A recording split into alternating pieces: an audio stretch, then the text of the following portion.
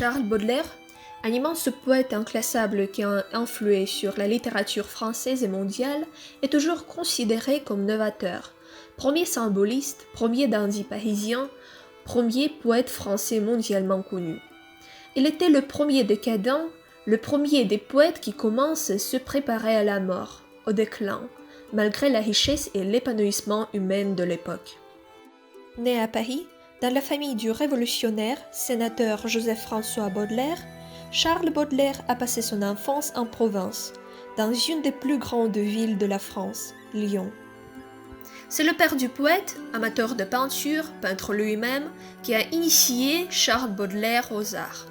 Et c'est son décès qui était une perte irréparable pour le poète, qui avait 6 ans à l'époque. Sa mère a épousé le maréchal Jacopic, futur représentant de la mission diplomatique française dans différents pays, particulièrement en Belgique.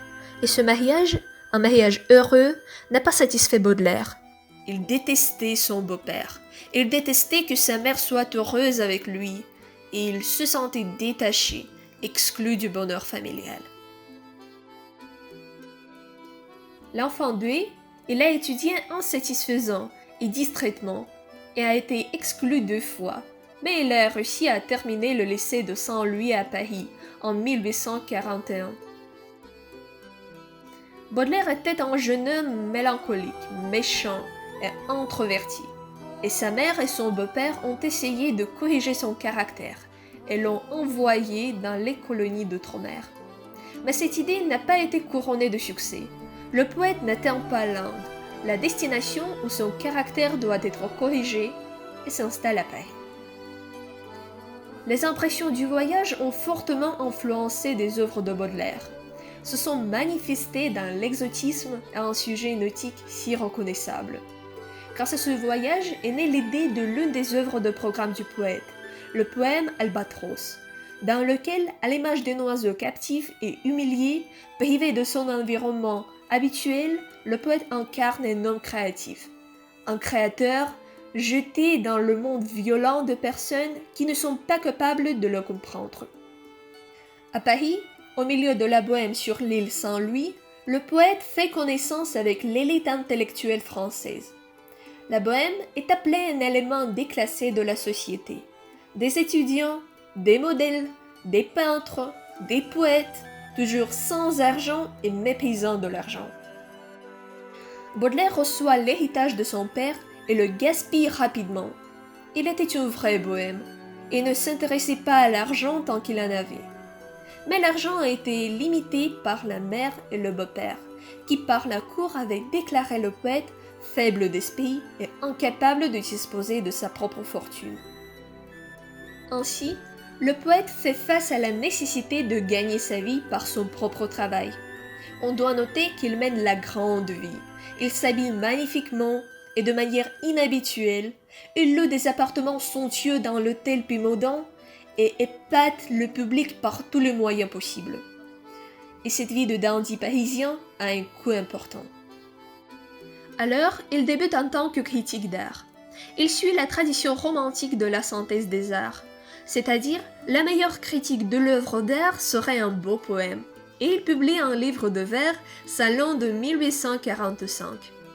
Malgré les critiques flatteuses, Baudelaire dépense tout l'argent pour acheter les exemplaires de cette œuvre et les détruire.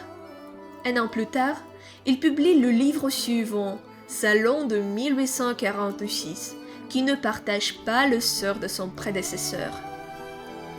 En 1857, paraît un recueil, l'une des principales œuvres de Baudelaire, sur lequel il a travaillé pendant 20 ans et qui a été inspiré par les œuvres d'écrivain américain Edgar Allan Poe.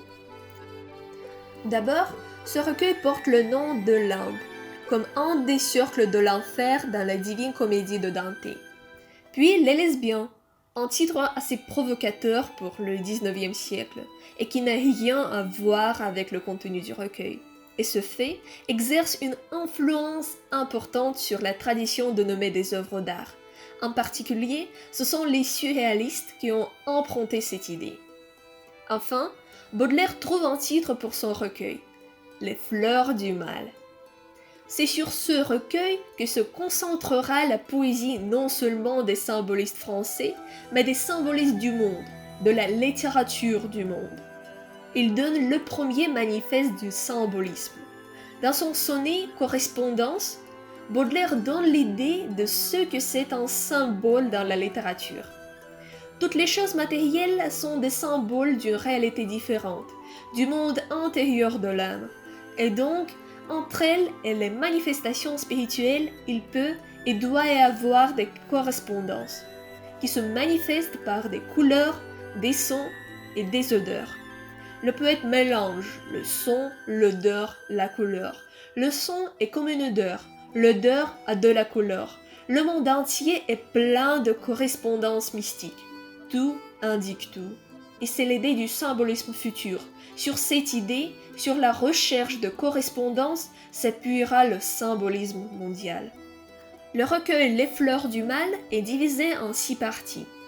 Spleen et Idéal, Tableau parisien, Le Vin, Fleurs du Mal, Révolte et La Mort, dans lesquels Baudelaire incarne son programme esthétique. Il montre les tourments et les souffrances d'une âme humaine solitaire à la recherche de l'idéal. Le héros lyrique, passant l'épreuve de l'amour et de l'art, de la grande ville, de l'ivresse, du plaisir vicieux et de la révolte, n'atteint pas son idéal, et ce homme épuisé trouve la paix dans la mort. Ce recueil n'est pas le dernier écrit par Baudelaire. Le livre suivant, appelé Les paradis artificiels, paru en 1860, exerce une importance encore plus grande pour le monde.